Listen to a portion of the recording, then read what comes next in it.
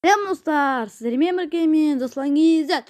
Бүгін мен сіздерге Sega Kizet немесе Toco Kizеттің қайсысының салыстыратын боламыз.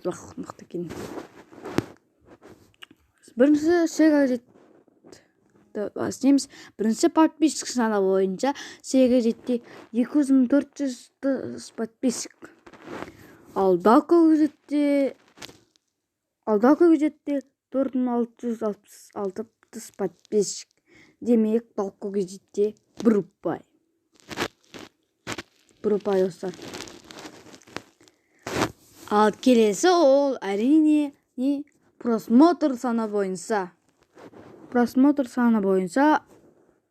Sega Kizетте 80,81 просмотр. Өте көп просмотр жинайды бұл каналда. Ал Toco Kizетте достар 987 135 570. Toco Kizетте 2 ұпай. Ал Sega Kizетте 0 ұпай. Келесі ол әрине екінші канал бойынша Sega Kizетте екінші каналда 600 подписчик.